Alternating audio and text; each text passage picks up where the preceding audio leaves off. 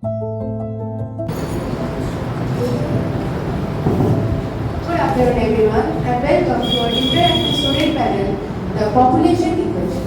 Thank you all for taking your seats. So today we are gathered here to have a real and dynamic conversation on the world population which is held on July 11th every year. So we have our wonderful panelists from classes 8 and 9. I, Ayush Kachcha, panelist 1, ecologist. Hi, Koshni Hajra from class 8, panelist 2, assistant. I, Zekari Hazan of class 9, panelist, the strategist. So as we see here today, the global population equation have already crossed 8.3 billion people. This year, United Nations has given us a vital yet inspiring topic. The global theme is empowering people to create the families they want in a hopeful and fair world. To break down what this actually means for our generation, we have a student panel from classes 8 and 9. So I'm going to change to panelist 1, ecologist. When we hear a number as massive as 8.3 billion, it is easy to take it as more statistic. But what is the actual impact of this rapid growth in our society or our neighborhood? Thanks, host. Look around us. Isn't about a crowd train or a traffic jam. It's a massive resource squeeze. Every single human being requires land, energy, food, and water. When population increases rapidly, our natural resources face a deep strain.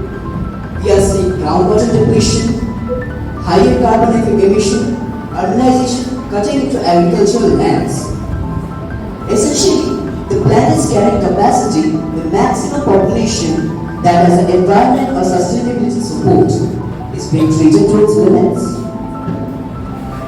Tasted to its limit, that sounds exactly like a major warning issued over 2 centuries ago. So now we go to panelist 2, who takes us back in time. She will tell us who was Malthus and what was his theory on how nature balances love.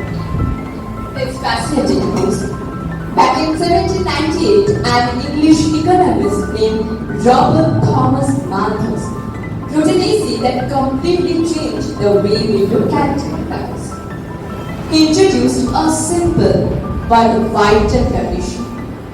He argued that when population grows geometrically, doubling like 2, 4, 8, 16, 32, food production grows only arithmetically, adding up slowly, like 1, 2, 3, 4, and 5. He warned that if population outpaces food supply, the system goes out of balance.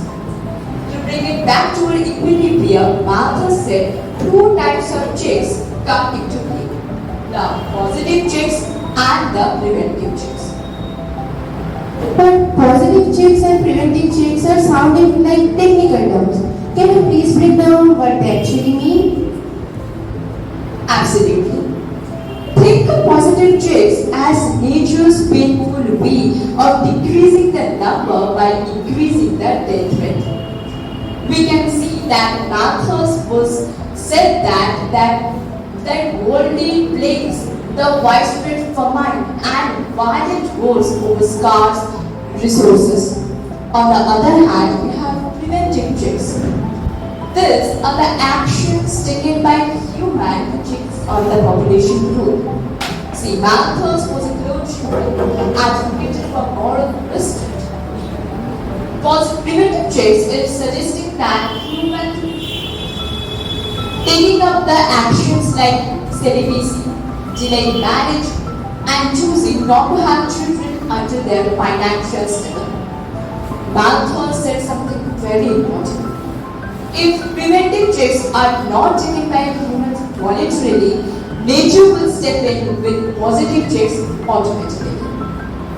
So Malthus basically gave humanity a choice to control our own number through human restraint Only nature do it through disasters.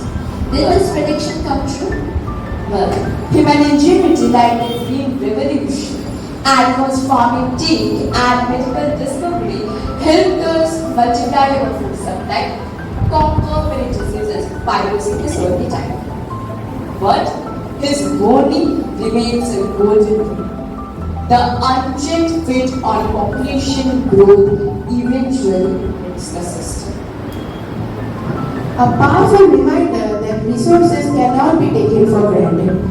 This brings us right to this year's core focus on choice, fairness and hope. So, panelist 3, Malthus has talked about restrictive moral restraints and catastrophic risks. But the UN says that the key in 2026 is to create a fair and hopeful world for young people. So, can you please explain how can we establish Malthus's idea of preventive change in young people? Why not? Let's dive into it. We are dated by replacing old-fashioned restrictions through modern empowerment. The 2026 theme reminds us that the world population civilization isn't about fear or forced laws. It's actually about giving young people the tools through which they can build their lives however they want. Many young people face major external barriers such as economic insecurity, high housing costs, lack of healthcare, social anxiety, and gender inequality that stop them from making their future plans safely. When we give young people, especially girls, the access to high quality education, healthcare, and equal job opportunities, we provide them with a fair and hopeful world. Armed with rights and economic security, they naturally make plan-informed choices about their families. Education and equality are the ultimate positive checks of the 21st century. Thank you. Exactly. Altering a future in a good way also means the youth empowerment with resource optimization.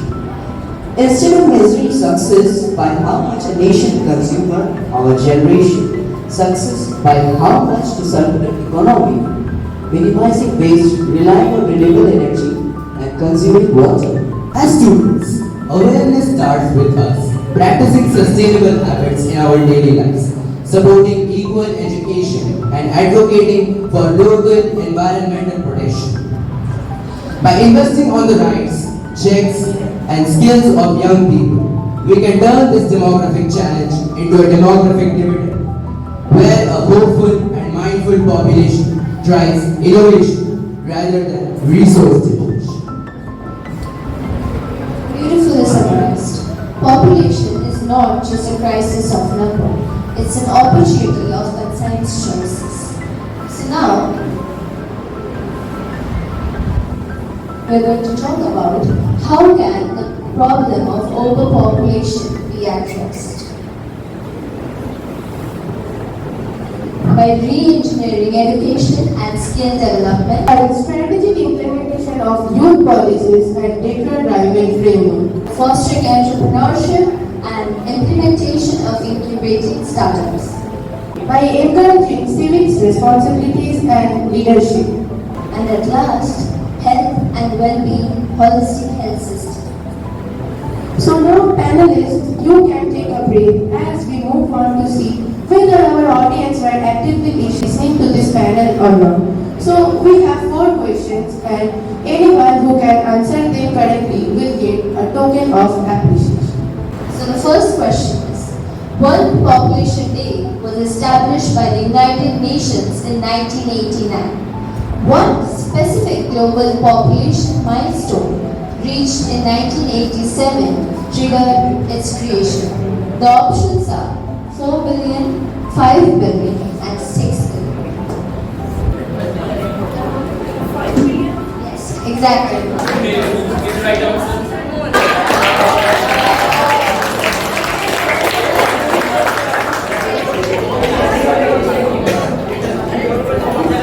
So the next question goes, according to Thomas Malthus's theory, food production grows arithmetically.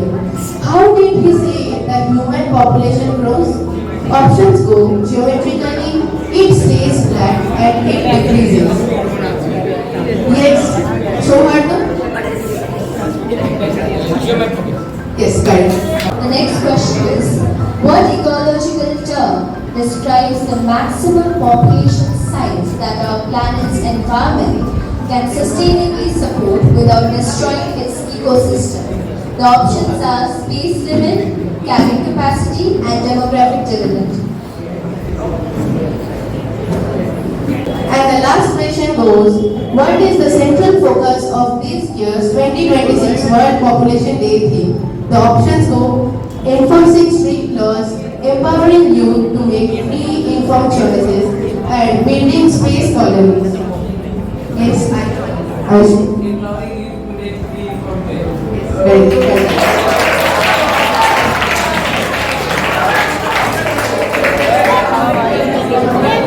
This, we come to the end of our interactive panel, the population equation.